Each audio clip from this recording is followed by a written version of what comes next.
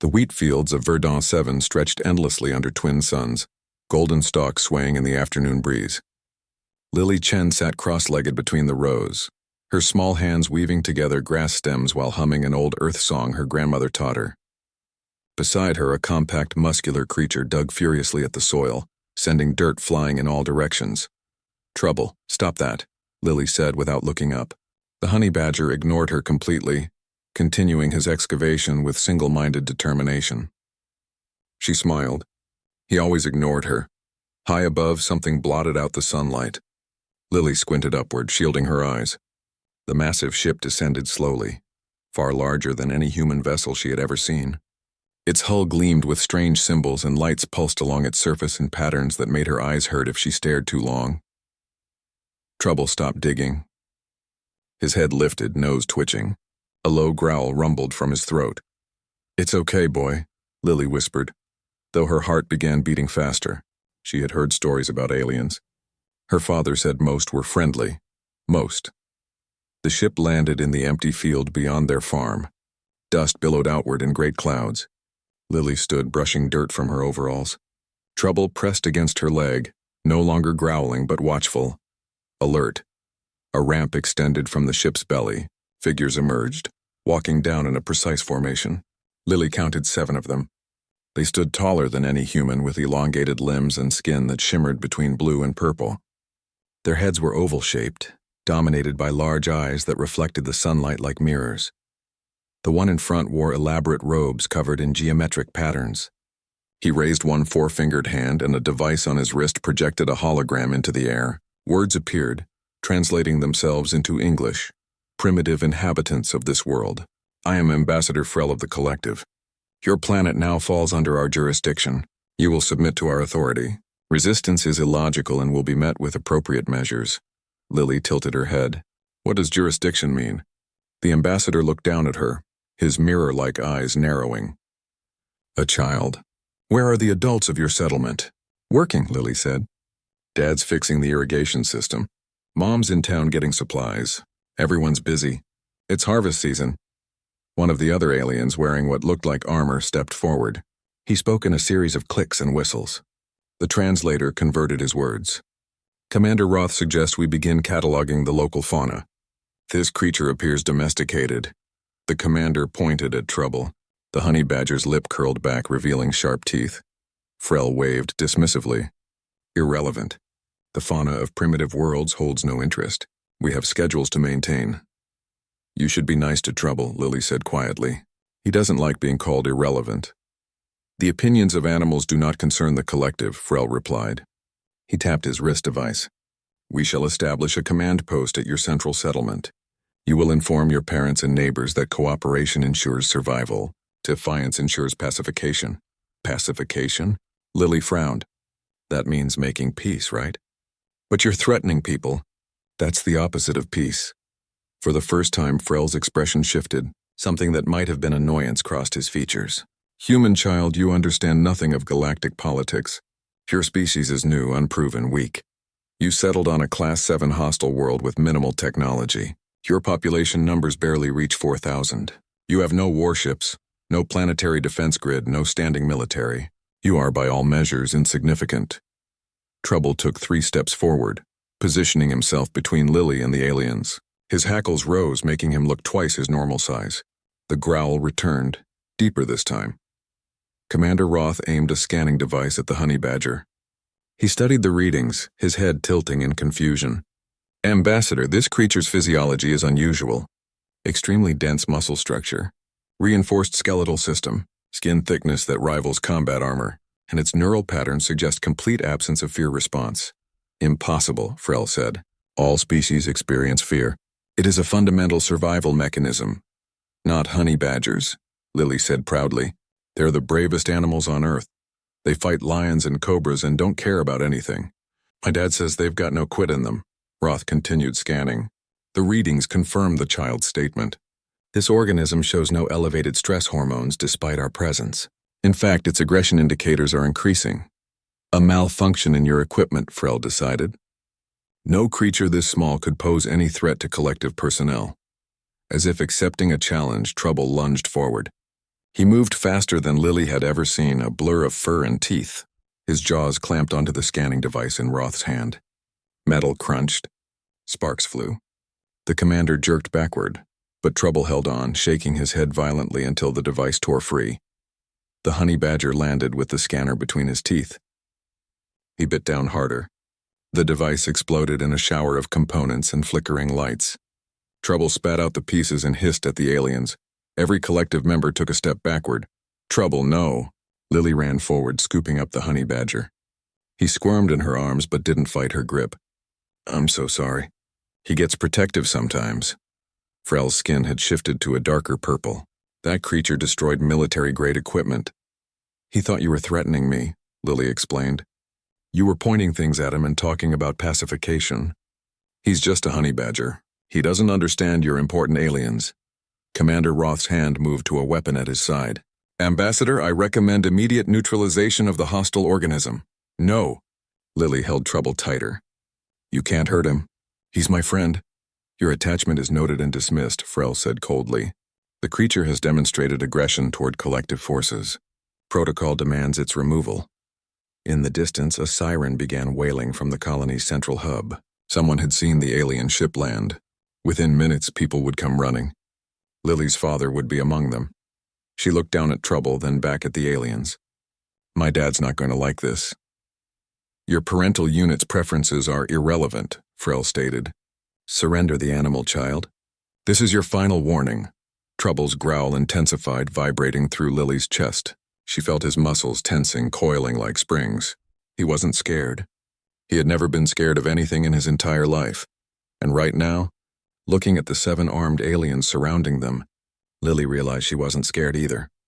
No, she said simply. The ambassador's hand rose, signaling his soldiers forward. Then Trouble did what honey badgers do best. He attacked. 3 hours had passed since Trouble's first attack, and the collective soldiers still talked about it in hushed, confused voices. Ambassador Frel sat in his command chamber aboard the ship, reviewing footage of the incident for the 7th time. Each viewing made less sense than the last. The creature weighed perhaps 15 kilograms. The soldiers wore armor designed to withstand plasma rifle fire, yet the recording showed the animal climbing Commander Roth's leg, clawing through supposedly impenetrable material, and biting down on the commander's ankle hard enough to crack the protective plating. Roth had screamed. Actually screamed. A decorated collective warrior with 40 years of service, reduced to panic by something smaller than a standard ration container. Worse still, the creature had taken 3 direct hits from a neural disruptor set to stun. The weapon could drop a full-grown Quillen in seconds. The honey badger had barely slowed down.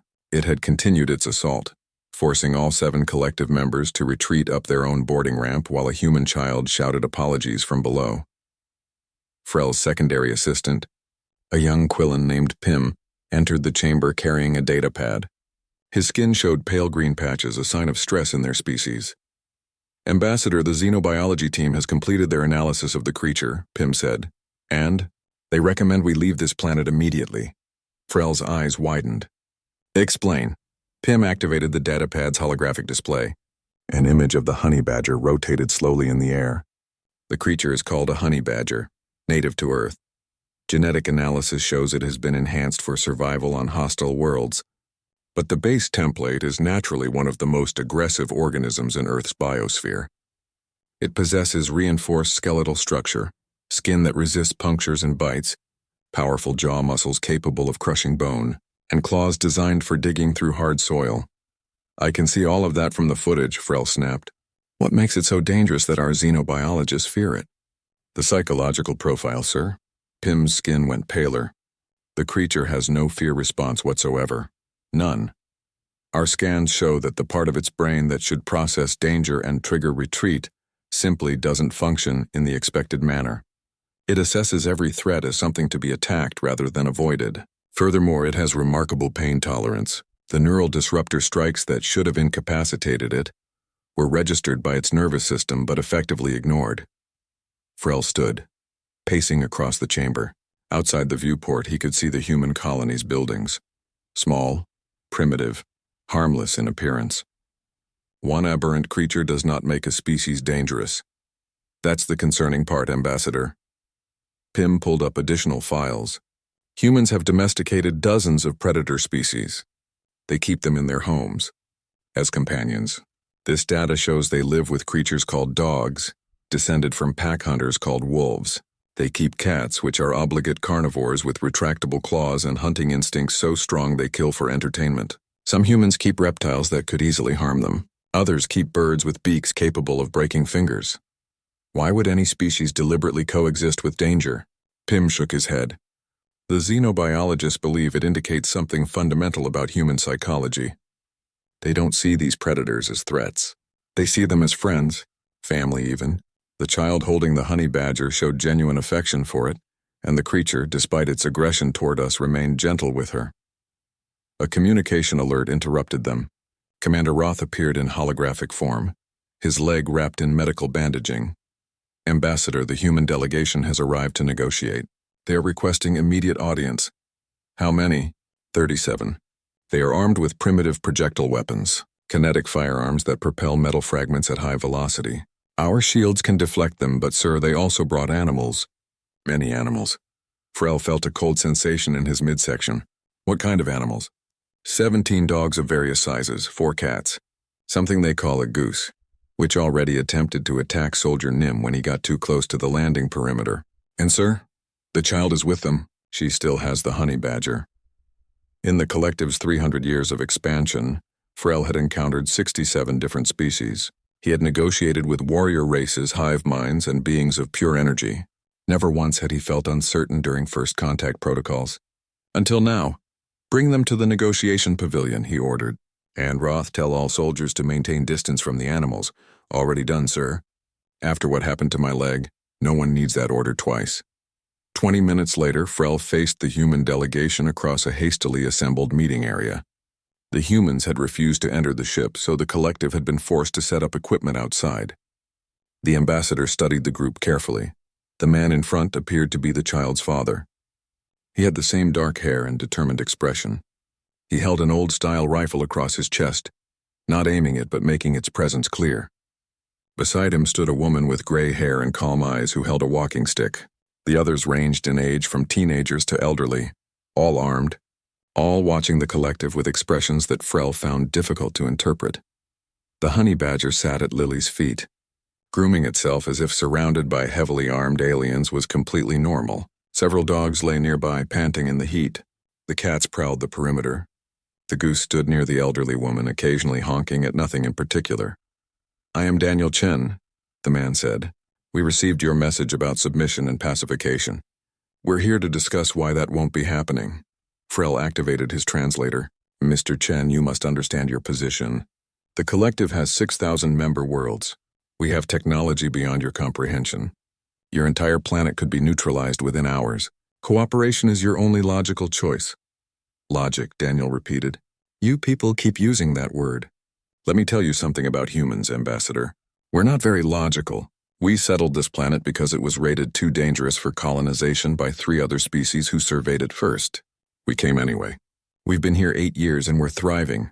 Survival on a hostile world does not grant you immunity from collective authority. The elderly woman stepped forward, leaning on her walking stick. I'm Helen Park, Colony Administrator. Ambassador, do you know why we brought our animals to this meeting? Intimidation tactics are beneath civilized discourse. Helen smiled. Not intimidation, demonstration. You see, when humans left Earth, we didn't come alone. We brought dogs because they've been our companions for 15,000 years. We brought cats because they control pests and provide comfort. We brought horses, chickens, goats, and yes, even honey badgers because we believe life is better when shared with other species. Sentimentality is not a foundation for galactic policy. Maybe not in the collective, Daniel said, but it's the foundation of humanity. You look at trouble there and see a dangerous animal. My daughter sees her best friend.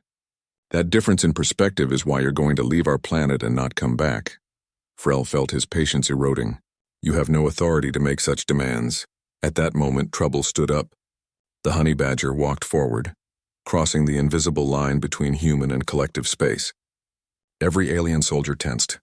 Weapons hummed as they powered up. The honey badger stopped directly in front of Frel. It sat down.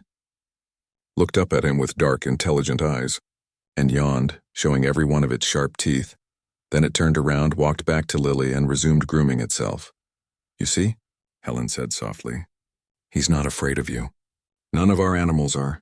They take their cues from us, and we're not afraid either. You came here expecting primitives who would bow to superior force. Instead, you found people who choose to live alongside creatures that could hurt them but don't, who face danger daily and call it normal, who measure strength not in weapons but in bonds." Frel stared at the honey badger, then at the child, then at the assembled humans with their mismatched weapons and calm faces. For the first time in his career, Ambassador Frel considered the possibility that the collective had made a terrible mistake. The alarm screamed through the colony at 0300 hours, jerking everyone from sleep. Lily tumbled out of bed, her heart racing. Trouble was already at her bedroom door, claws scratching against the wood. She could hear her father's heavy footsteps in the hallway, hear her mother's voice sharp with urgency. "Lily, stay inside." But Lily was already pulling on her boots, already moving toward the window. Outside, lights blazed across the colony grounds. Not the normal security lights. These were harsh and blue-white, coming from above. From the collective ship that had repositioned itself directly over the residential area. Her door burst open. Daniel stood there, rifle in hand, face pale. "Basement now. Dad, what's happening?" "They're taking people. They came through the Miller's house 10 minutes ago and took Annie. Said they were confiscating dangerous animals. They took her dog too." Rage flooded through Lily, hot and bright. Annie was her best friend. Ranger was a good dog, old and gentle, who slept by Annie's bed every night and had never hurt anyone in his entire life. "They can't do that." "They can and they are." Daniel grabbed her shoulder. "Which is why you need to hide." "They've been asking about the honey badger specifically." "About you?" Trouble growled, low and continuous. He pressed against Lily's leg, and she could feel him trembling. Not with fear, with fury. "I won't leave him," Lily said. "I'm not asking you to leave him. I'm asking you to protect him. Please, sweetheart." "The basement. Both of you." Before Lily could respond, their front door exploded inward. The blast threw Daniel backward. 3 collective soldiers pushed through the smoking entrance, weapons raised. Their armor gleamed in the emergency lighting, and their mirror-like eyes swept the room with mechanical precision. "Occupants will surrender all fauna immediately," the lead soldier announced. "Resistance will result in detention." Trouble launched himself forward, a furry missile aimed at the nearest soldier's leg. This time the collective had learned. The soldier sidestepped, and another fired a containment net that expanded in midair, wrapping around the honey badger and pinning him to the floor. "No," Lily screamed. She ran toward Trouble, but strong hands caught her from behind. Her mother pulled her back, holding her tight despite her struggles. "Target acquired," the lead soldier reported into his communicator. "The human child is secured. Proceeding to extraction." Daniel pushed himself up from where he'd fallen. Blood ran down his forehead from a cut near his hairline. "You're making a mistake. You have no idea what you're dealing with." "We are dealing with primitive colonists and their pets," the soldier replied. "Nothing more." Trouble thrashed inside the containment net. The material was designed to constrict tighter with movement, but the honey badger didn't care. He bit at the strands, clawed at them, twisted his compact body with incredible flexibility. One strand snapped, then another. "Net integrity failing," one soldier reported, surprise evident in his voice. "Recommend secondary containment." "Negative. Transport the creature as is. Command wants it alive for study." They lifted Trouble, still fighting within the net, and carried him toward the door. Lily bit down on her mother's arm, breaking free. She ran after them, screaming, crying, demanding they bring him back. The lead soldier turned, raising his weapon. The barrel glowed with building energy. Then Helen Park appeared in the doorway, leaning on her walking stick. Behind her stood 40 colonists, all armed, all aimed at the 3 soldiers. "I wouldn't do that," Helen said calmly. "You fire on that child, and this stops being a confiscation. It becomes a war." The soldiers froze, calculating odds. 3 against 40. Their armor could take some hits, but not 40 simultaneous shots at close range. "Stand down," the lead soldier ordered his team. Then to Helen, "You cannot win against the collective. We have already secured 17 animals and 12 humans for processing. More teams are operating throughout your colony. This resistance is futile." "Maybe," Helen agreed. "But futile resistance is kind of our specialty." In the soldier's arms, Trouble finally chewed through enough strands to get his head free. He bit down on the soldier's armored wrist. Reinforced plating groaned under the pressure. The soldier shouted, shaking his arm. But the honey badger held on with the determination of a creature who had never quit anything in his life. Containment failure, the soldier gasped. The creature is loose inside my armor. Indeed, Trouble had somehow squeezed his flexible body through the opening his jaws had created. Now he was inside the armor itself, a furious ball of teeth and claws in direct contact with the soldier's actual body. Screams echoed inside the helmet. The soldier dropped his weapon, tearing at his own armor, trying to remove it. The other two soldiers aimed at their compromised teammate, but they couldn't fire without hitting him. They hesitated, and in that moment of hesitation, the colonists opened fire. Not to kill. They aimed for weapons, for armor joints, for the equipment packs on the soldiers' backs. Sparks flew. Metal screamed. One soldier went down when a well-placed shot destroyed his leg actuator. The other raised his hands in surrender. The first soldier finally got his chest plate open. Trouble emerged, fur standing on end, a strip of torn alien flesh in his mouth. He spat it out, hissed once more at the fallen soldier, then ran to Lily.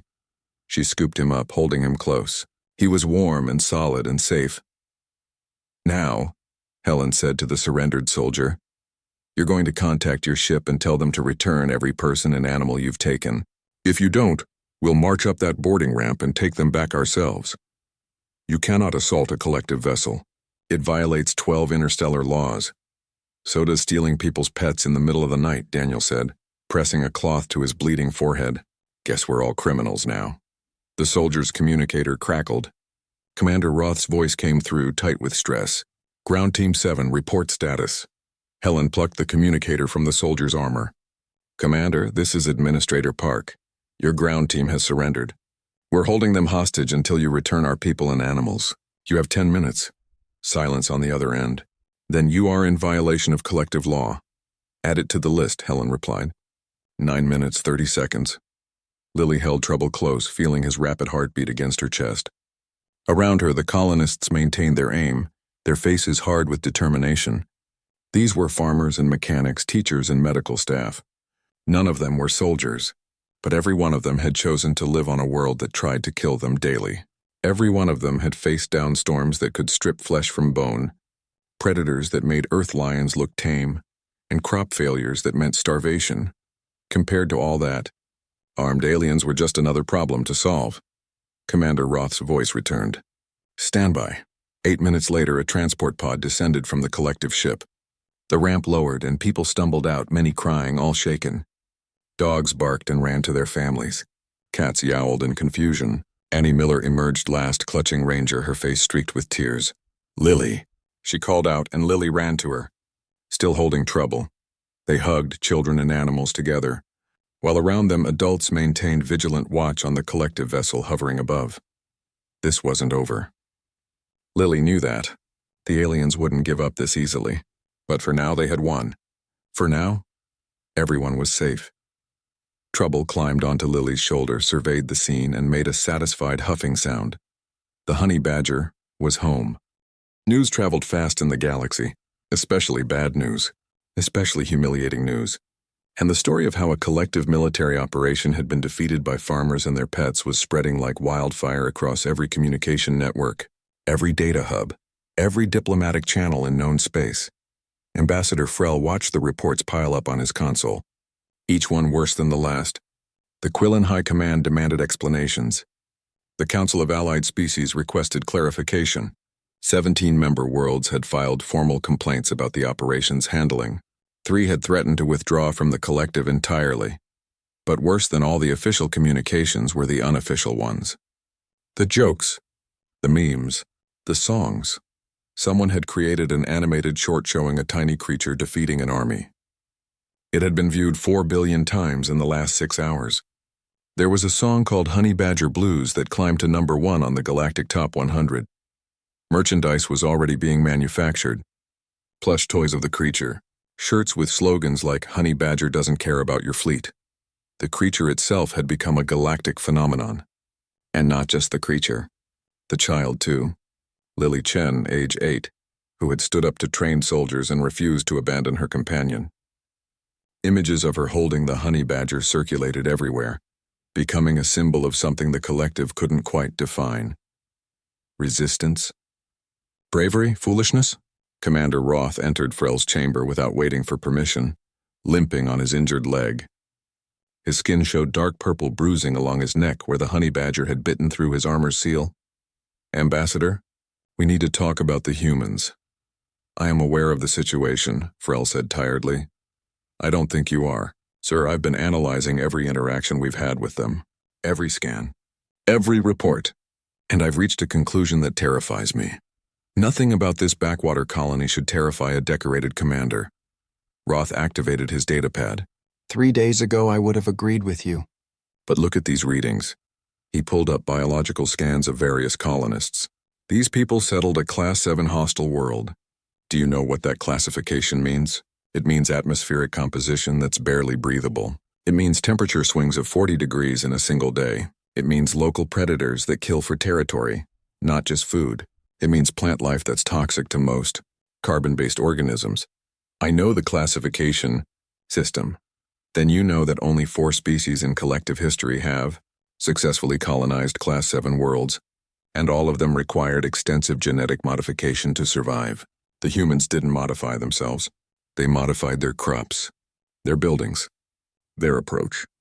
They adapted the environment to them, not the other way around. Frel studied the data. Stubbornness is not the same as capability. It's not just stubbornness. Look at their children.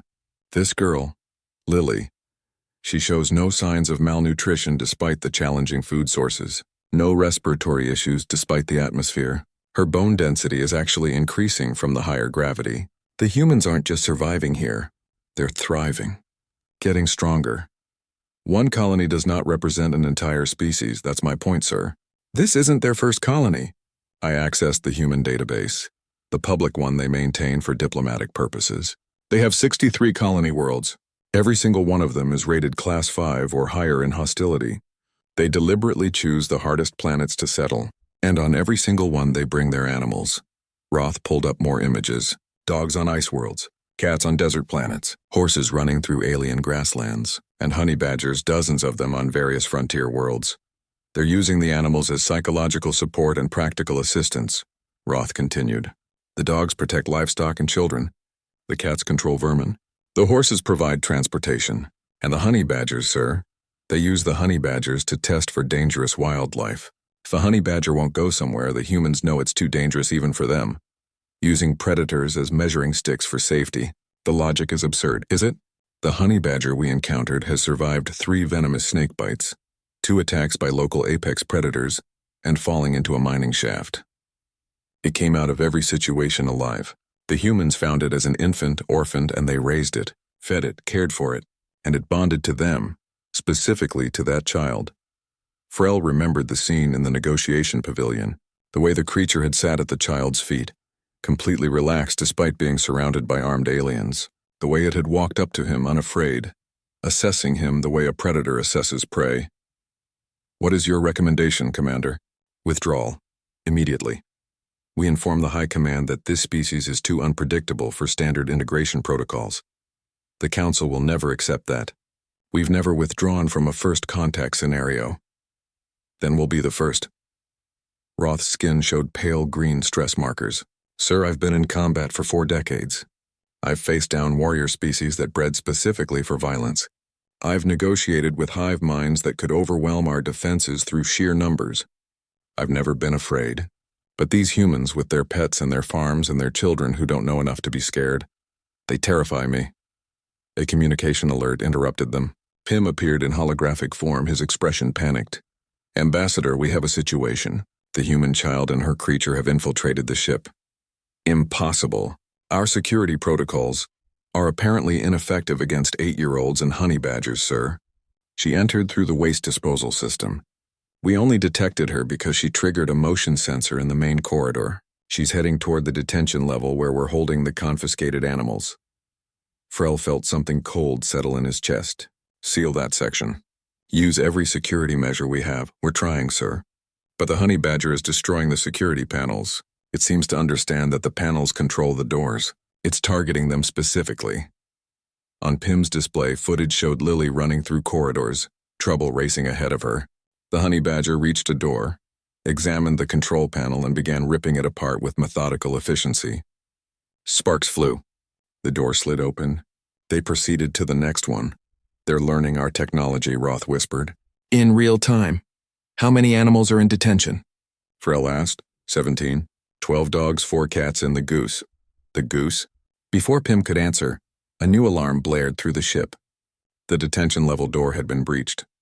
On the security feed, Lily appeared in the doorway, and all 17 animals saw her simultaneously. What happened next would become one of the most watched pieces of footage in galactic history. The dogs began barking. A cacophony of different voices united in joy and fury. The cats yowled. The goose honked with what could only be described as malicious glee. And Lily, small and determined, walked to each cage and opened it, speaking softly to each animal. "It's okay. We're going home. All of us." Trouble led the way back through the corridors. The other animals followed, and Lily brought up the rear. When collective soldiers appeared to block their path, the dogs formed a protective circle around the girl. When energy barriers activated, Trouble found the control panels and destroyed them. When armed drones deployed, the cats scattered and climbed to high vantage points, hissing and spitting, creating confusion. And the goose, that ridiculous earth bird with its long neck and aggressive attitude, charged directly at Commander Roth when he tried to intercept the group. Roth, veteran of 1,000 battles, ran from a goose. The footage would haunt him forever. 20 minutes after breaching the ship, Lily and all 17 animals emerged from the waste disposal exit. Colonists waited below, cheering as their pets returned to them. Frel watched from his command chamber, watched the girl reunite animals with families, watched the joy and relief on human faces, and he understood, finally, what made humans dangerous. It wasn't their technology or their weapons. It was their refusal to abandon those they loved, even when logic demanded it, especially when logic demanded it.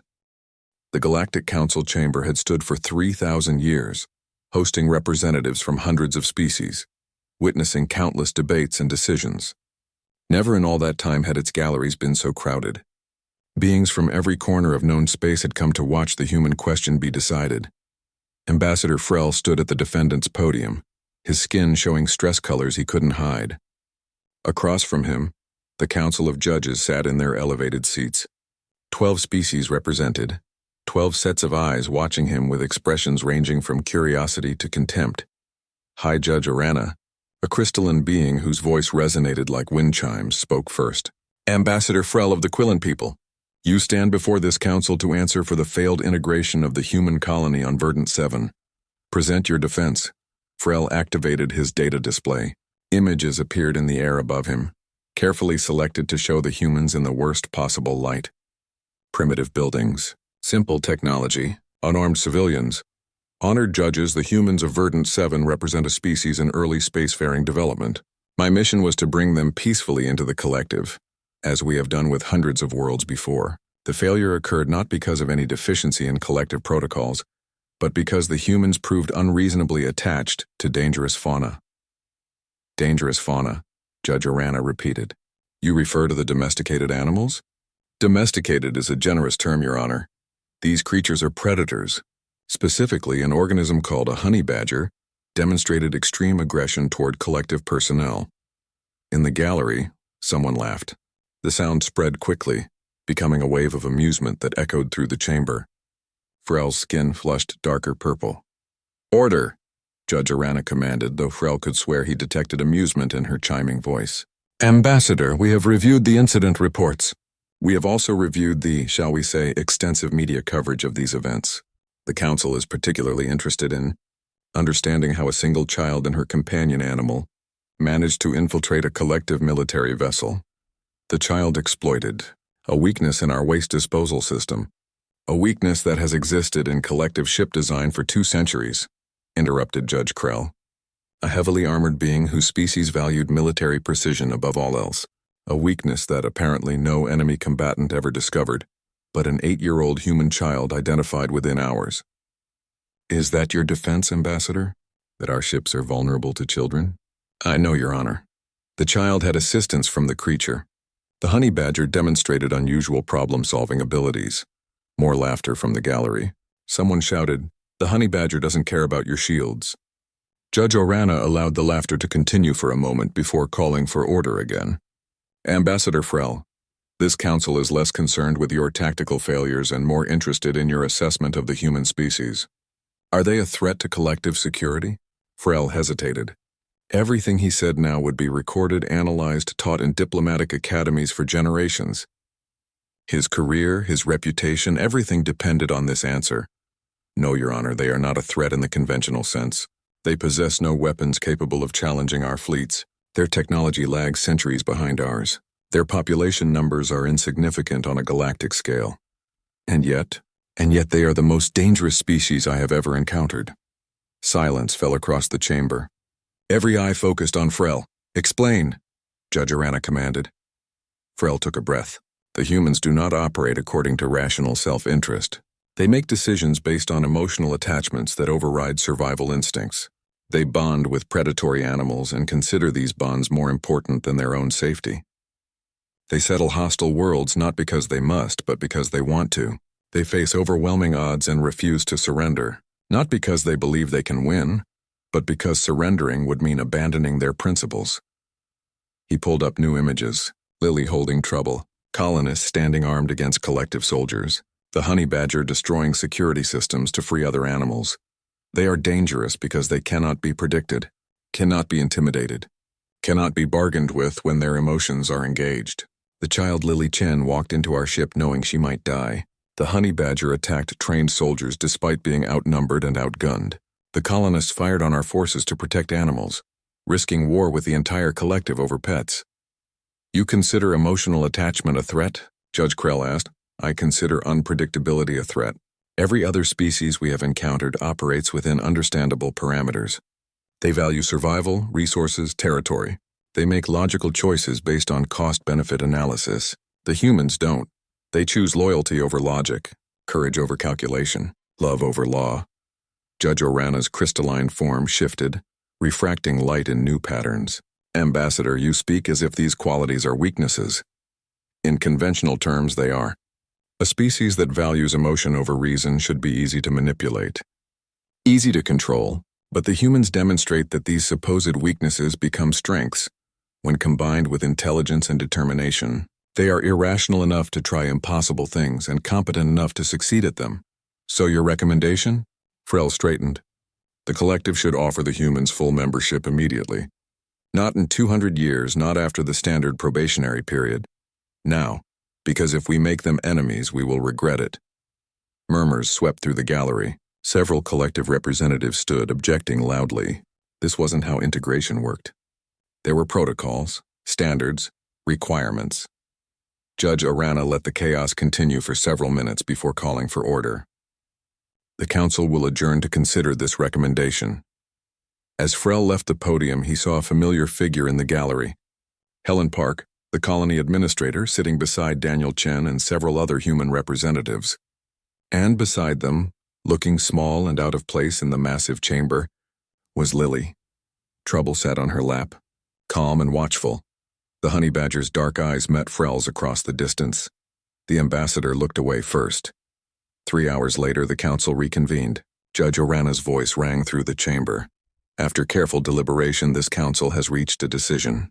The human species will be granted full collective membership, effective immediately. Furthermore, the council recognizes the unique relationship between humans and their companion animals. All member species are hereby prohibited from confiscating, harming, or separating humans from their bonded fauna. This prohibition is absolute and will be enforced at the highest levels." Cheers erupted from the human delegation. Lily hugged Trouble, laughing. The honey badger tolerated the affection with his usual grumpy dignity. Judge Orana continued. "Additionally, the council commends Ambassador Frel for his honest assessment, despite its unflattering reflection on his own actions. He is reassigned to the Human Diplomatic Corps, effective immediately, where his experience will prove valuable." Frel's skin went pale green. "Assigned to work with humans, to deal with their irrationality, their emotional decisions, their dangerous pets." Helen Park caught his eye across the chamber and smiled. It was not an unkind smile, but it promised he would have a very interesting career ahead of him. In the gallery, someone started singing the Honey Badger Blues. Others joined in. Even some non-human delegates hummed along. Having learned the tune from the viral videos, the song spread through the chamber, unofficial and irreverent and completely inappropriate for such a formal setting. Judge Arana didn't call for order this time. Even the judges seemed to be enjoying the moment. And Trouble, the galaxy's most famous honey badger, yawned widely and went to sleep on Lily's lap. Completely unimpressed by the proceedings that had changed the course of galactic politics forever. After all, he had never cared about politics anyway. 6 months had passed since the Council's decision, and the galaxy was still adjusting to having humans as full members. The adjustment was not going smoothly. Ambassador Frel stood in the arrival terminal of Station Unity, the collective's largest diplomatic hub, watching the latest human delegation disembark from their transport. He recognized this pattern now. Every human diplomatic mission brought animals. Always. Today's delegation included 4 humans, 2 dogs, 1 cat, and to Frel's growing horror, another honey badger. Not Trouble, thankfully. This one was larger, with distinctive white stripes, and it rode on the shoulder of a teenage girl who wore the uniform of the Human Diplomatic Corps. Beside Frel, his new assistant, a nervous young Quillen named Senna, whispered, "Sir, should we implement additional security protocols?" No point. The humans will just ignore them. Frel had learned this lesson repeatedly over the past 6 months. Humans viewed security protocols as suggestions at best, obstacles to work around at worst. The delegation's leader approached. Her name was Rachel Kim, and she had the same calm confidence Frel had seen in every human he'd met since Verdon 7. Behind her, the dog sniffed everything. The cat had already disappeared into the station's ventilation system, and the honey badger watched Frel with familiar dark, measuring eyes. "Ambassador Frel, good to see you again," Rachel said, extending her hand in the human greeting gesture. Frel had learned to tolerate the physical contact humans insisted upon. He gripped her hand briefly. "Director Kim, I trust your journey was uneventful." "Mostly. We had a small incident when Stryker here decided the ship's waste recycling system needed investigating." She gestured to the honey badger. "Took us 3 hours to get him out." "Of course he did," Frel muttered. "You're here for the Cultural Exchange Summit?" "We are. The Council requested human presence at all major gatherings now. Something about our unique perspective." Rachel smiled. "I think they just want to make sure we don't start any wars accidentally." A reasonable concern, given your species' track record. Over the past 6 months, humans had inadvertently caused 17 diplomatic incidents, not through malice but through sheer cultural incompatibility with standard collective practices. They questioned everything, challenged assumptions, and refused to accept "because we've always done it this way" as a valid answer. The galaxy was learning to adapt, slowly and painfully. As they walked through the station, Frel noticed the usual pattern. Aliens from dozens of species stopped to stare at the humans and their animals. Some took images, others maintained careful distance. A few brave souls approached to ask questions. A Quillen child, no older than Lily had been during the Verdon 7 incident, tugged on his parents' robe and pointed. "Look, a honey badger. A real one." The parent pulled the child back protectively, but the child persisted. "Can I pet it?" Rachel knelt down, bringing herself to the child's level. "That depends. Stryker, are you feeling friendly today?" The honey badger made a huffing sound and climbed down from the teenager's shoulder. He waddled over to the Quillen child, sniffed carefully, then sat down and allowed the small hand to touch his head. The child's skin brightened with joy colors. "He's soft. He's also stubborn, fearless, and will eat literally anything that fits in his mouth," Rachel warned. "But yes, he's very soft." Frel watched this interaction with the weary familiarity of someone who had seen it dozens of times. Humans had a gift for making their dangerous companions seem approachable. They genuinely loved these creatures, and somehow that love translated across species barriers. The Cultural Exchange Summit began 2 hours later in one of the station's grand conference halls. Representatives from 200 species gathered to discuss integration of new technologies, establishment of trade routes, and resolution of territorial disputes. The humans sat in their assigned section, animals arranged around them. Stryker the honey badger had curled up under Rachel's chair. The dogs lay quietly at their handlers' feet. The cat had reappeared and claimed the highest perch in the room, surveying everyone with typical feline disdain. Judge Orana called the session to order. We begin with the matter of the contested zone, a region of space claimed by both the Relian Confederacy and the Thorn Collective.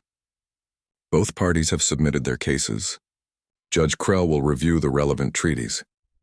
For the next hour, Frell listened to dry legal arguments about boundaries established 300 years ago, resource rights, and historical precedents.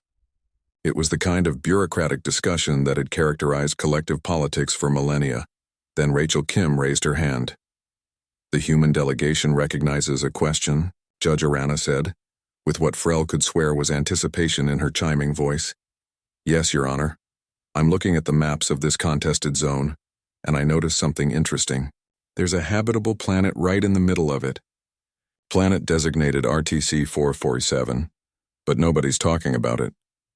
The planet is Class 9 hostile, the Relian representative said dismissively. Uninhabitable by any standard. What kind of hostile?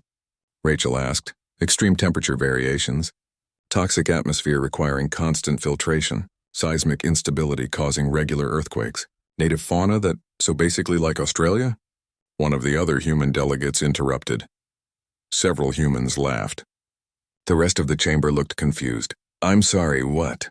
The Relian representative asked. Australia, it's a continent on Earth. Has all those things plus spiders the size of your hand and snakes that can kill you in minutes. Humans live there, about 25 million of them. A murmur ran through the chamber. Frell closed his eyes. He knew where this was going. Rachel stood up. Your Honors, I propose a simple solution. The humans will colonize RTC-447. Both the Relians and the Thorn can maintain their territorial claims to the rest of the zone. We'll act as neutral ground. Plus, it sounds like an interesting challenge. You want to settle a Class 9 death world to resolve our dispute? The Thorn Collective's representative's translator struggled to convey their incredulity. Well, when you put it that way, it sounds dramatic, Rachel said. But yes, we'll bring dogs for security, cats for pest control, and honey badgers to test the local wildlife. Standard colony package. Stryker chose that moment to wake up and yawn loudly, showing all his teeth. Half the chamber flinched. This is highly irregular, Judge Krell said, but Frell detected interest in the judge's voice. So is having a species join the collective after their 8-year-old broke into a military ship, Rachel countered. We're all making adjustments here. Judge Orana's crystalline form shifted through several colors. The council will take this proposal under advisement. Session adjourned. As representatives filed out, Frell approached Rachel. You do realize you just volunteered your species to colonize a planet that has defeated 4 previous settlement attempts? Did we? Rachel didn't look concerned. What happened to the previous attempts? The first was abandoned after 3 months due to equipment failures. The second lost half their population to local predators. The third suffered a complete colony collapse when their food supplies were contaminated. The fourth never reported in, and the rescue team found only empty buildings. So you're saying it's available? Frell stared at her. You're serious. Ambassador, my species sent a little girl into an alien warship to rescue dogs and cats. We settled 63 hostile worlds because the friendly ones seemed boring. We brought honey badgers into space despite everyone telling us they were too aggressive, too difficult, too dangerous. Being told something is impossible just makes us want to prove otherwise. Stryker climbed back onto his handler's shoulder, surveyed the room one more time, and made a satisfied, huffing sound. Besides, Rachel continued, if a honey badger can handle it, humans can handle it.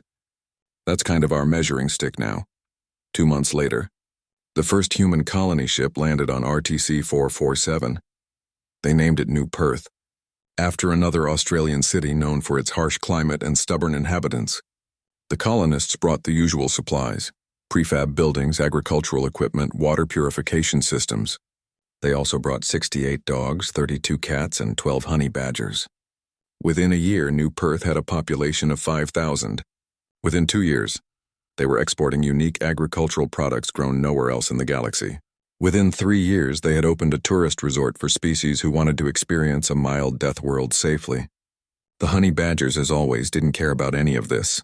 They dug their burrows, fought the local predators, and lived their lives with the same fearless determination they'd shown on every world humans had ever settled, and across the galaxy, Whenever someone faced a seemingly impossible challenge, a new saying emerged in a dozen languages, translated from human idiom. Be like the honey badger. Don't care. Just do it anyway. Ambassador Frel, now head of the Human Relations Department, kept a small plush honey badger on his desk, a gift from Lily Chen, now 10 years old and already planning her own career in xenobiology. The toy's tag read, Honey Badger, because some problems need more than logic. Frel had learned over these months of working with humans that this was perhaps the truest statement in the galaxy. Some problems did need more than logic. They needed fearlessness, loyalty, love. They needed to not care about the odds, the risks, or the reasonable objections. They needed, in short, to be a little bit human. And maybe, Frel thought, watching the latest reports from New Perth where humans and honey badgers thrived on a planet that had killed everyone else who tried, maybe that was exactly what the galaxy needed.